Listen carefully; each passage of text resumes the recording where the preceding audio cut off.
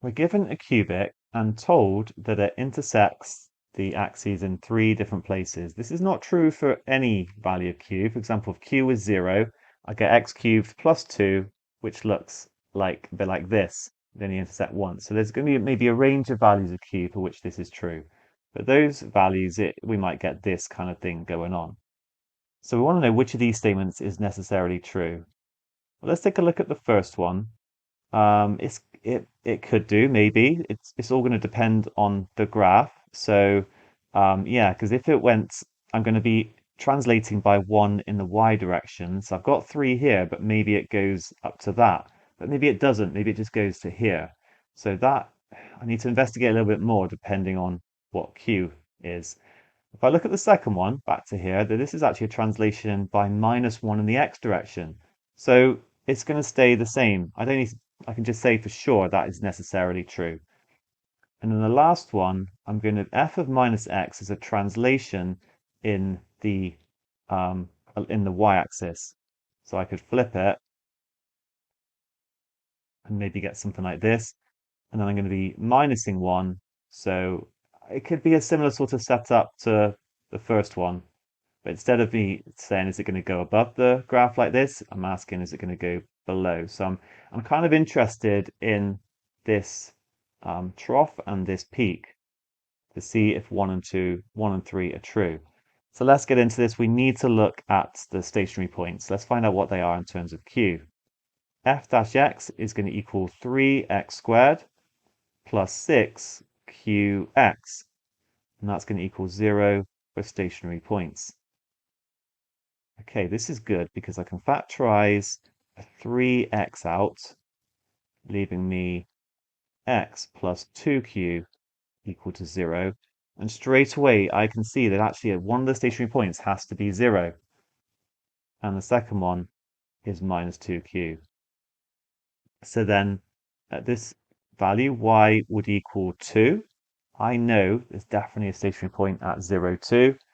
And if I substitute in minus q, that one's a little bit trickier. I'm going to get minus 8q cubed plus 12q cubed plus 2.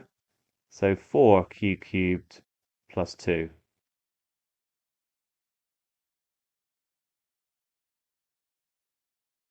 Good.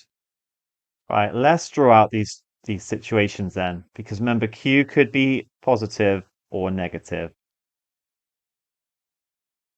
So I'll first of all take a look at if it is positive. Delete, that was just my sketch before. Now I know in both circumstances I'm going to get a stationary point at 0, 2. So I'll put it here. And then if q is greater than 0, then over here I'll be looking at q is less than 0. Right, if q is greater than 0, then I'm going to get my stationary point at a negative value of x, but it's going to be positive. So maybe it would sort of be up here. And I would get this going on. Okay, well, there's no way I could ever have 3 distinct roots from that. So I can rule that one out. And actually, I can say for sure that a q is going to have to be negative for the original to have 3 distinct roots.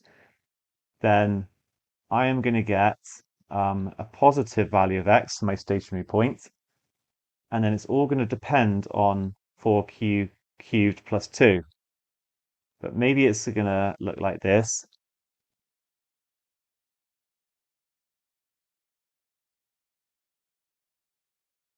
Okay, so if I got a stationary point where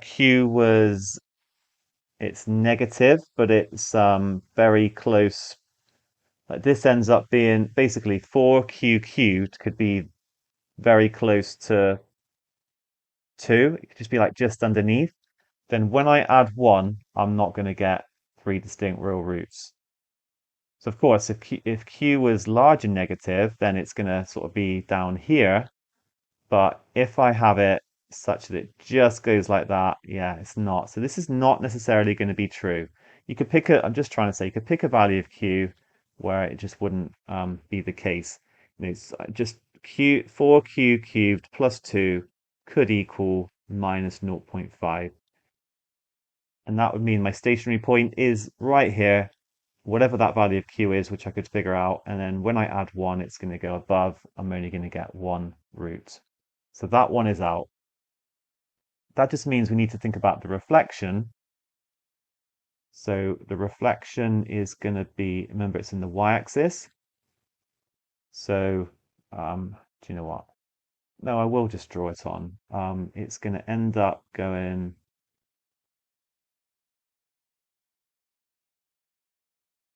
like that. Okay, that's just that bit, and then I'm minusing 1. But when I minus 1, remember I'm at 2. I'm definitely at 2 here. It doesn't depend on q. So when I minus 1, it's just going to come down like this. And this is different. Okay, I'm actually guaranteed, because I started at 2, when I minus 1, I'm guaranteed to have a stationary point now at y equals 1. So in fact, 3 is necessarily true. Okay, good question here. Really, really good to think about. 2, definitely true. Did that one quite quickly. Had to look at the stationary points for the others. Realized that 1 is not necessarily true. You could pick a value of q that's negative that would give you a stationary point such that when you add 1, it would go above the axis. But if you do a reflection, the y-axis, to create this f of minus x and then minus 1, it will never ever go below the axis. You'll still get 1, 2, 3 real roots. So therefore, our answer is G. Lovely.